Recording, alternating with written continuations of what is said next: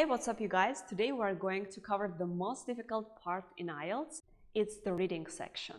Many people have difficulties in this section because they are generally not accustomed, not adapted to read a lot in English, and when they see those 3 big passages, 40 questions which they should complete in just 1 hour, they become a bit upset and it seems very difficult to many students. And that's why in this video we will cover this point. But before you start, don't forget to subscribe to the channel to get more information about IELTS preparation. We will cover today 5 points which can prevent you from getting 8+ in reading section. Actually, it's not so difficult as it seems, because if you follow these strategies and tactics, you can easily get 8+ from reading section. So the first thing that can prevent you from this high score is unfamiliar words. So while reading the passages in IELTS, you can meet a lot of unfamiliar words. Some words you haven't heard before, you don't know their meaning. And when you read the passage, when you read even a sentence, you can't understand it.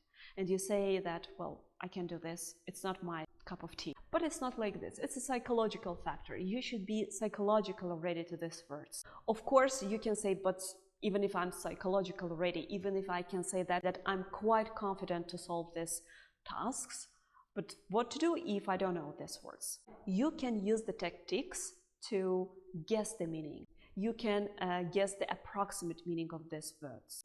You can read the sentence, you can look at this word, you can understand in which role it is, whether it's a noun, a verb, adverb, adjective, and then according to the positive or negative meaning of the sentence, you can understand whether it has some positive meaning, some negative meaning. So you should help yourself in this situation, because if you don't know, you will skip it. Then you will skip the next one, the next one. And that's why guessing the meaning is what you need right now.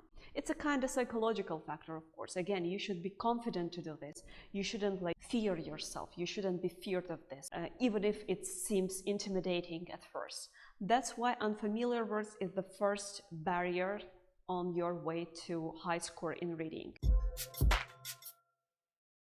The second thing that many students do, and I don't advise it, which can prevent you actually from getting a high score, is reading the whole passage. So many students think that they should do it as they did it at school. Firstly, they read the passage and then they turn to the exercises.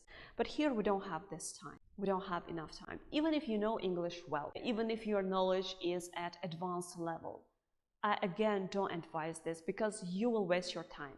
You will start reading the passage, you will come to the end, and you will probably forget what was at the beginning of the passage. That's why it's a waste of time. You can just skim or scan the passage fast and then turn to the exercises, not wasting your time on reading this big passage. And the third thing that can also prevent you from getting this high score from reading section is when you want to follow the order in your exercises. So students open their reading passage, they say, okay, I will not read the passage, I will go to the exercises, I will try to find the answers of those exercises by means of finding keywords, by means of finding the location of the keywords in the passage. And they do all exercises one by one in the same order as it is given in the reading section. I don't advise doing this. There are actually several reasons why I don't advise this. Firstly, because exercises can differ from each other according to their difficulty level. Some of them can be easy, some of them can be difficult. And I always advise starting from the easiest ones, because in this case you can at least make sure that you have some correct answers. Some exercises can be easy to find, but some are more difficult. For example, I don't advise to start from heading. I advise to start from other exercises, let's say from true false not given. And while looking for this true false not given, you can find their location, you can read a little bit from the passage, you can be a little bit familiar with the passage.